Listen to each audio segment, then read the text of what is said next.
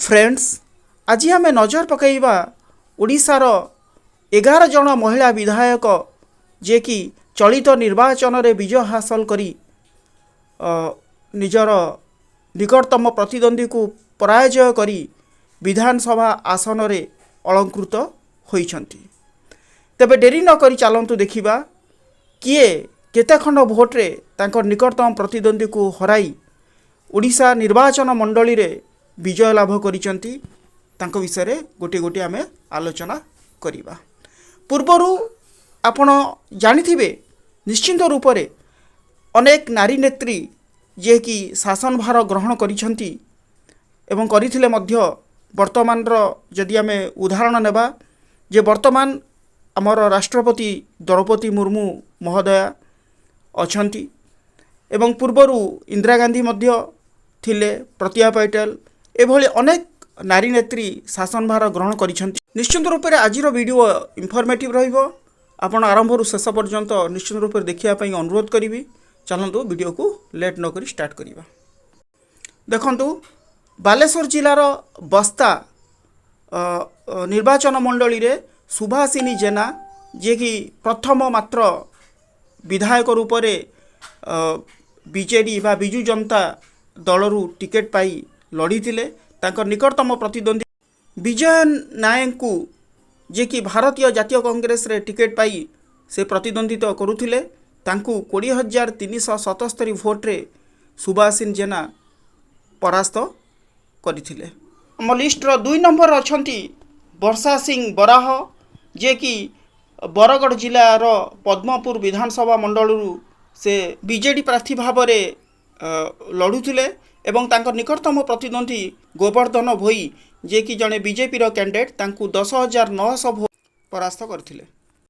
देखंतु आमर 3 number list रे कटक जिलार बारबाटी विधानसभा मंडली सोफिया फिरदोस जड़े भारतीय जातीय कांग्रेस रो टिकेट पाई से प्रतिद्वंदी करुथिले एवं तांकर निकटतम प्रतिद्वंदी बीजेपी पूर्णचंद्र महापात्र को 8,001 भोट रे परास्त करथिले। सीमा राणी नायक बीजेपी कैंडिडेट से तांकर निकटतम प्रतिद्वंदी बीजेडी कैंडिडेट महेश साहू को 11,827 भोट रे पराजय करी विधानसभा मंडली रे निजर आसन अलंकृत करिसंती। 5 नंबर लिस्ट रे रहिला जाजपुर जिलार बिंझारपुर निर्वाचन मंडली बीजेडी तरफरू प्रतिद्वंदित्व करुथिले प्रमिला मल्लिक। से तमक निकटतम प्रतिद्वंदी बीजेपी कविता मल्लिक को 2,856 भोट रे पराजय करी विधानसभा निर्वाचन रे जीतिथिले। नेक्स्ट आमर 6 नंबर लिस्ट रे रहिले जाजपुर विधानसभा मंडली बीजेडी प्रार्थी रूप रे सुजाता साहू कंटेस्ट करुथिले। तांकर निकटतम प्रतिद्वंदी गौतम राय को बीजेपी गौतम राय को से 2,564 भोट रे परास्त करिसंती। कलाहांडी जिलार नरला विधानसभा मंडली मनोरमा महांती शंख बा बीजेडी तरफरू से कंटेस्ट करुथिले। तांकर निकटतम प्रतिद्वंदी भक्तचरण दास जे कि कांग्रेस रो जने कैंडिडेट तांकू 5,205 भोट रे पराजय करी विधानसभा निर्वाचन जीतिथिले। आमर 8 नंबर लिस्ट रहिले मयूरभंज जिलार बांगेरीपोसी निर्वाचन मंडली संजली मुर्मू बीजेपी कैंडिडेट भाव में निर्वाचन लड़ीथिले।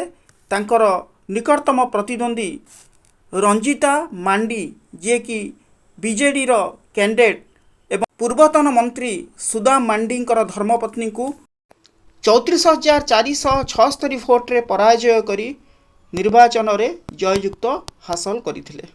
आमर 9 नंबर लिस्ट रहिले सुरमा पाढ़ी जे कि नयागढ़ जिला रणपुर विधानसभा मंडली रे से निर्वाचन लड़ीथिले बीजेपी तरफरू एवं तांकर निकटतम प्रतिद्वंदी सत्यनारायण प्रधान को जे कि बीजेडी रो कैंडिडेट तांकू 15,544 भोट रे पराजय करी से निर्वाचन रे जययुक्त हासिल करथिले।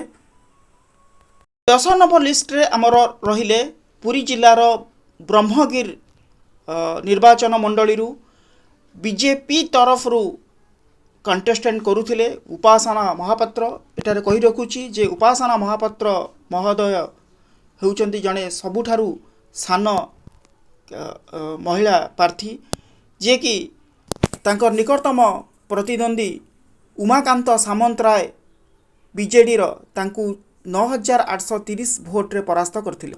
आमर 11 नंबर लिस्ट रे प्रभाती परिडा पुरी जिलार निमापड़ा निर्वाचन मंडली से प्रतिद्वंदिता करुथिले। बीजेपी कैंडिडेट रूप से से प्रतिद्वंदिता करुथिले। तांकर निकटतम प्रतिद्वंदी दिलीप कुमार महांती को जे जड़े बीजेडी कैंडिडेट तांकू 4588 भोट रे परास्त करथिले। जदि वीडियो भल लगी निश्चित मात्र लाइक शेयर कमेंट्स और नुआ करी आसतिले सब्सक्राइब करनेबे।